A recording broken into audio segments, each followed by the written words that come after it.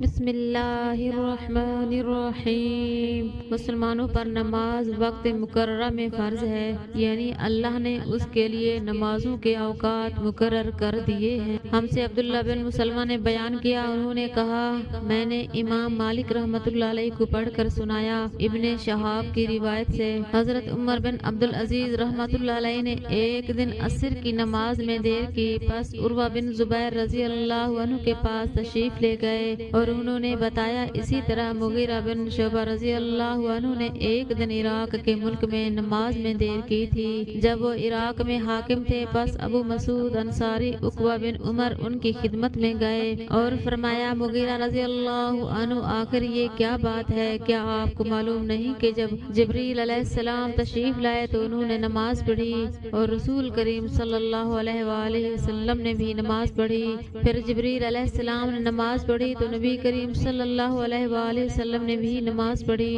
پھر جبریل علیہ السلام نے نماز پڑھی تو نبی کریم صلی اللہ علیہ وآلہ وسلم نے بھی نماز پڑھی۔ پھر جبریل علیہ السلام نے کہا میں اسی طرح حکم دیا گیا ہوں۔ اس پر حضرت عمر بن عبدالعزیز رحمۃ اللہ علیہ نے عروہ سے کہا معلوم بھی ہے آپ کیا بیان کر رہے ہیں؟ کیا جبریل علیہ السلام نے نبی کریم صلی اللہ علیہ وآلہ وسلم کو نماز کے اوقات عمل کر کے بتلائے تھے؟ عروہ نے کہا کہ ہاں، اسی طرح بشیر بن ابی مسعود رضی اللہ عنہ اپنے والد کے واسطے سے بیان کرتے تھے۔ صحیح بخاری حدیث نمبر 521۔ عروہ رحمۃ اللہ علیہ نے کہا مجھ سے عائشہ رضی اللہ عنہ نے بیان کیا کہ رسول اللہ صلی اللہ علیہ وآلہ وسلم عصر کی نماز اس وقت پڑھ لیتے تھے جب ابھی دھوپ ان کے حجرہ میں موجود ہوتی تھی، ان سے بھی پہلے کہ وہ دیوار پر چڑھے۔ صحیح بخاری حدیث نمبر 522۔ ابن عباس رضی اللہ عنہ سے انہوں نے کہا عبد القیس کا وفد رسول کریم صلی اللہ علیہ وآلہ وسلم کی خدمت میں آیا اور کہا ہم اس ربیہ قبیلہ سے ہیں اور ہم آپ صلی اللہ علیہ وآلہ وسلم کی خدمت میں صرف حرمت والے مہینوں ہی میں حاضر ہو سکتے ہیں، اس لیے آپ صلی اللہ علیہ وآلہ وسلم کسی ایسی بات کا ہمیں حکم دیجئے جسے ہم آپ صلی اللہ علیہ وآلہ وسلم سے سیکھ لیں اور اپنے پیچھے رہنے والے دوسرے لوگوں کو بھی اس کی دعوت دے سکیں۔ آپ صلی اللہ علیہ وآلہ وسلم نے فرمایا کہ میں تمہیں 4 چیزوں کا حکم دیتا ہوں اور 4 چیزوں سے روکتا ہوں، پہلے خدا پر ایمان لانے کا۔ پھر آپ صلی اللہ علیہ وآلہ وسلم نے اس کی تفسیر بیان فرمائی، اس بات کی شہادت دینا کہ اللہ کے سوا کوئی معبود نہیں اور یہ کہ میں اللہ کا رسول ہوں، اور دوسرے نماز قائم کرنے کا، تیسرے زکوٰۃ دینے کا، اور چوتھے جو مال تمہیں غنیمت میں ملے اس میں سے 5واں حصہ ادا کرنے کا، اور تمہیں میں تومڑی، ہنتم، کسار اور نکیر کے استعمال سے روکتا ہوں۔ صحیح بخاری حدیث نمبر 523۔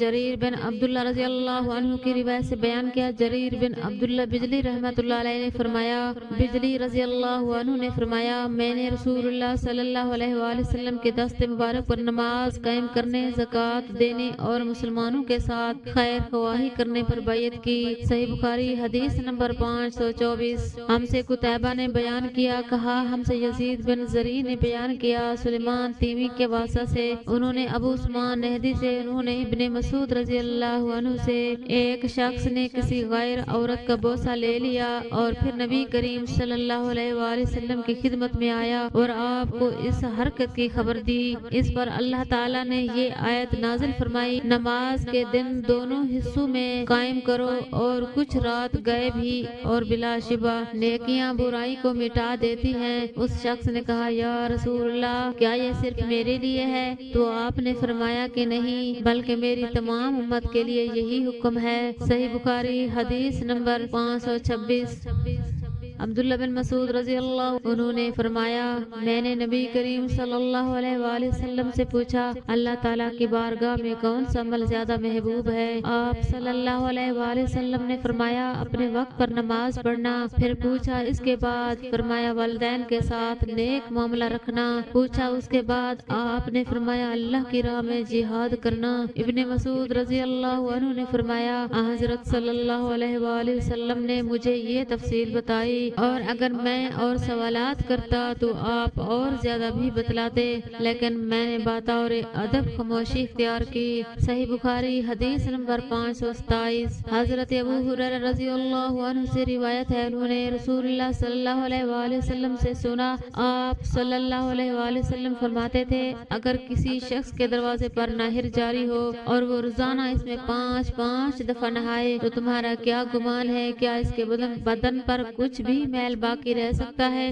صحابہ نے عرض کی کہ نہیں یا رسول اللہ، ہرگز نہیں۔ آپ صلی اللہ علیہ وآلہ وسلم نے فرمایا، یہی حال 5 وقت کی نمازوں کا ہے کہ اللہ پاک ان کے ذریعے سے گناہوں کو مٹا دیتا ہے۔ صحیح بخاری حدیث نمبر 528۔ حضرت انس رضی اللہ عنہ سے آپ نے فرمایا، میں نبی کریم صلی اللہ علیہ وآلہ وسلم کے عہد کی کوئی بات اس زمانہ میں نہیں پاتا۔ لوگوں نے کہا نماز تو ہے، فرمایا اس کے اندر بھی تم نے کر رکھا ہے جو کر رکھا ہے۔ صحیح بخاری حدیث نمبر 529۔ ہم سے عمرو بن زرارہ نے بیان کیا، انہوں نے کہا ہمیں عبد الواحد بن واصل ابو عبیدہ حداد نے خبر دی، انہوں نے عبد العزیز کے بھائی عثمان بن ابی روات کے واسطے سے بیان کیا، انہوں نے کہا میں نے زہری سے سنا، میں دمشق میں حضرت انس بن مالک رضی اللہ عنہ کی خدمت میں گیا، آپ اس وقت رو رہے تھے، میں نے عرض کی کہ کیا کہ آپ کیوں رو رہے ہیں؟ انہوں نے فرمایا نبی کریم صلی اللہ علیہ وآلہ وسلم کے عہد کی کوئی چیز اس نماز کے علاوہ اب میں نہیں پاتا، اور اب اس کو بھی ضائع کر دیا گیا ہے۔ اور بکر بن خلف نے کہا ہم سے محمد بن بکر برسانی نے بیان کیا، ہم سے عثمان بن ابی رواد نے یہی حدیث بیان کی۔ صحیح بخاری حدیث نمبر 530۔ حضرت انس رضی اللہ عنہ سے روایت ہے، نبی کریم صلی اللہ علیہ وآلہ وسلم نے فرمایا، جب تم میں سے کوئی نماز میں ہوتا ہے تو اپنے رب سے سرگوشی کرتا رہتا ہے، اس لیے اپنی داہنی جانب نہ تھوکنا چاہیے لیکن بائیں پاؤں کے نیچے تھوک سکتا ہے۔ صحیح بخاری حدیث نمبر 531۔ ہم سے حفص بن عمر نے بیان کیا، کہا ہم سے یزید بن ابراہیم نے، انہوں نے کہا ہم سے قتادہ نے انس بن مالک رضی اللہ عنہ سے بیان کیا، آپ نبی کریم صلی اللہ علیہ وآلہ وسلم سے روایت کرتے تھے، حضور صلی اللہ علیہ وآلہ وسلم نے فرمایا سجدہ کرنے میں اعتدال رکھو، سیدھی طرح بر کرو، اور کوئی شخص تم میں سے اپنے بازوں کو کتے کی طرح نہ پھیلائے، جب کسی کو تھوکنا ہی ہو تو سامنے یا داہنی طرف نہ تھوکے، کیونکہ وہ نماز میں اپنے رب سے پوشیدہ باتیں کرتا رہتا ہے۔ اور سعید نے قتادہ رضی اللہ عنہ سے روایت کر کے بیان کیا، آگے یا سامنے نہ تھوکے، البتہ بائیں طرف پاؤں کے نیچے تھوک سکتا ہے۔ اور شعبہ نے کہا اپنے سامنے اور دائیں جانب نہ تھوکے بلکہ بائیں طرف یا پاؤں کے نیچے تھوک سکتا ہے۔